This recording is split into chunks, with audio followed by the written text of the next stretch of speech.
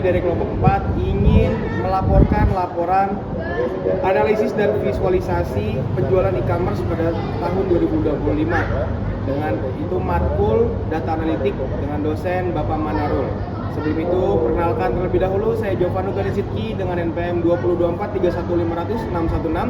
Saya Vina Megiagrana dengan nomor NPM 2024 Saya Nanda Rizky Bangsa dengan Sekian penjelasan dari kami. Tugas besar Nama saya Renal Suma dengan NPM 2024 31500 Oke, selanjutnya video akan kami jelaskan satu persatu di video berikutnya. Sampai ketemu di video berikutnya. Bye-bye. Oke, pada kesempatan kali ini saya akan menjelaskan mengenai dataset yang kelompok kami gunakan. Nah, dataset ini kami buat sendiri dengan bantuan ChatGPT. Nah, saya memberikan instruksi mengenai jenis data yang saya butuhkan, yaitu data transaksi e-commerce yang berisi informasi seperti tanggal transaksi, nama produk, kategori, jumlah penjualan, harga, metode pembayaran, dan lain-lainnya. Selain itu, ChatGPT menghasilkan dataset yang dengan struktur yang menyerupai data transaksi pada bisnis e-commerce. Nah, ini kita lihat bagaimana di ChatGPT-nya. Oke, ini dia prompt yang saya gunakan. Nah, ini ChatGPT ngasih, tapi di sini ChatGPT ada kebingungan, jadi saya langsung aja bilang dibuat ke Excel saja langsung. Nah, di sini ChatGPT langsung ngasih data setnya. Ini data setnya. Nah, kita langsung cek aja ke data setnya, teman-teman. Maksudnya langsung lihat datanya, kita cek dulu, oke? Oke, ini sekarang kita ngecek datanya ya. Nah, ini datanya sih tadi saya udah cek juga, sudah sesuai ya teman-teman. Kita ada order ID, tanggal, terus ini tanggal apa ini tadi ya? Tanggal aja, customer ID, kota, kategori, produk, quantity, terus harga satuan, diskon per persen, terus habis itu diskon persen, terus total penjualan. Nah, ini tadi udah cek saya ke bawah, ada 500 kolom. Nah, tadi ya. Nah, ada 500 kolom nih. Oke. Nah, sebenarnya ini jadi cuman satu data aja. Tapi nanti untuk merelasikannya ada yang kita pisahkan di tabelnya ketika di Power BI-nya ditransform datanya. Oke. Jadi mungkin saya kasih lihat datanya kayak ini aja. Jadi data kita buat sendiri dibantu dengan ChatGPT, teman-teman. Oke. Terima kasih. Kita cek lanjut selanjutnya. Jadi tadi setelah mengecek mengecek datanya sudah benar, nanti kita pas di Power BI-nya kita transform data dan lain sebagainya. Seperti yang tadi saya bilang, kita ada bagi beberapa kolom, terus ada menambahkan kolom juga, nambahin tabel, ada berbagai tabel kita tambahin kayak total penjualan dan lain sebagainya. Terus kita relasiin, baru kita buat visualisasinya. Oke, data yang tadi udah siap, kemudian kami olah menggunakan Excel dan Power BI untuk membuat berbagai visualisasi seperti total penjualan, total pendapatan, dan lain sebagainya. Dari hasil visualisasi tersebut, saya dapat memperoleh informasi yang berguna untuk melihat performa penjualan dan membantu pengambilan keputusan. Nah, alasan kami membuat dataset sendiri adalah agar data yang digunakan sesuai dengan kebutuhan tugas dan memiliki struktur yang lengkap sehingga lebih mudah dianalisis. Terima kasih. Ini nanti kami kasih lihat hasil visualisasinya.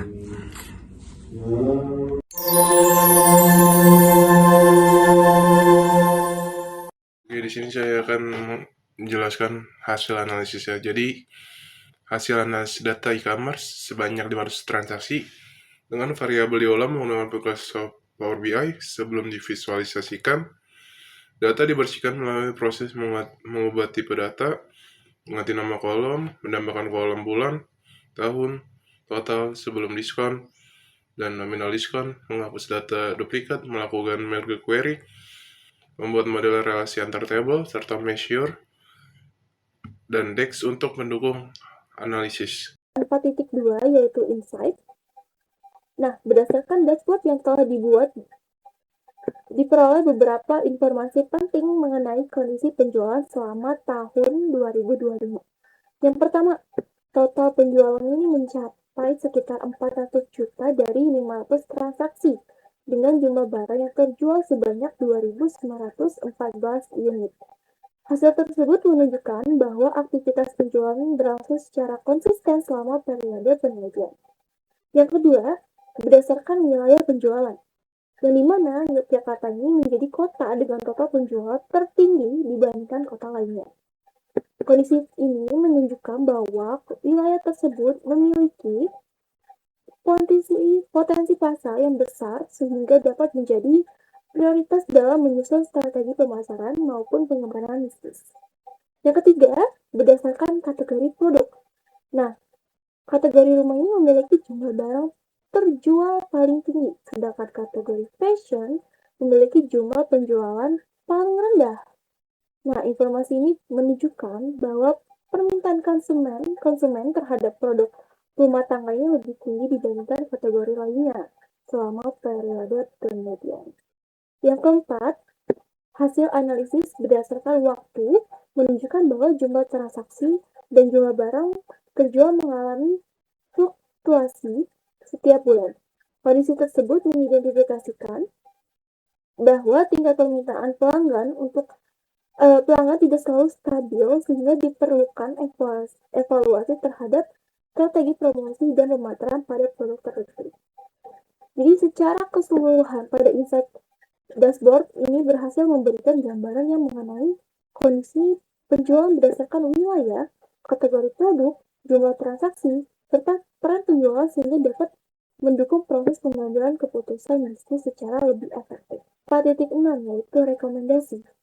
Nah, berdasarkan seluruh hasil analisis dashboard penjualan e-commerce, terdapat beberapa rekomendasi yang dapat diterapkan untuk meningkatkan performa penjualan, yaitu yang pertama, meningkatkan promosi pada kategori produk dengan penjualan yang masih rendah agar minat pembeli yang meningkat. Yang kedua, memfokuskan strategi pemasaran pada kota dengan tingkat penjualan tertinggi untuk mempertahankan dan meningkatkan penjualan. Yang ketiga, melakukan evaluasi terhadap periode yang mengalami penurunan penjualan agar dapat disusun strategi promosi yang lebih efektif. Yang keempat, menjaga ketersediaan stok produk yang memiliki tingkat penjualan tinggi untuk menghindari kehabisan stok. Dan yang terakhir, memanfaatkan dashboard Power BI sebagai alat pendorong penjualan secara berkala untuk mendukung pengambilan keputusan berbasis data. Saya akan menjelaskan kesimpulan. Kesimpulan, berdasarkan hasil penelitian yang telah dilakukan oleh kelompok kami, dapat disimpulkan bahwa penerapan Microsoft Power BI pada analisis data transaksi e-commerce mampu mengubah data penjualan menjadi informasi yang lebih mudah dipahami melalui berbagai visualisasi interaktif. Proses pengolahan data dilakukan melalui tahapan data cleaning, transformasi data, data modeling, serta pembuatan measure menggunakan DIX sehingga menghasilkan data yang terstruktur dan siap untuk dianalisis. Dashboard yang dikembangkan berhasil menyajikan informasi mengenai total penjualan, jumlah transaksi, jumlah barang terjual, distribusi penjualan berdasarkan kota dan kategori produk, serta tren penjualan berdasarkan periode waktu. Selain itu, dashboard juga dilengkapi dengan fitur slicer yang memungkinkan pengguna melakukan analisis data secara lebih fleksibel sesuai dengan kebutuhan. Hasil analisis menunjukkan bahwa dashboard mampu membantu pengguna dalam memantau kinerja penjualan, mengidentifikasi pola transaksi, serta memperoleh informasi yang dapat dijadikan dasar dalam penyusunan strategi bisnis. Dengan demikian, tujuan penelitian untuk menghasilkan dashboard analisis penjualan berbasis Microsoft Power BI sebagai media pendukung pengambilan keputusan bisnis telah tercapai. Saran: berdasarkan hasil penelitian yang telah dilakukan, terdapat beberapa saran yang dapat dipertimbangkan untuk mengembangkan penelitian maupun dashboard pada masa mendatang, yaitu sebagai berikut. Yang pertama, menambahkan data penjualan dari beberapa tahun sehingga analisis tren penjualan dapat dilakukan secara lebih akurat dan komprehensif. Yang kedua, menambahkan indikator bisnis lainnya seperti keuntungan, biaya profesional, dan target penjualan agar informasi yang disajikan menjadi lebih lengkap. Yang ketiga, mengembangkan dashboard dengan fitur yang lebih interaktif seperti drill through dan drill down, sehingga pengguna dapat melakukan analisis data secara lebih rinci.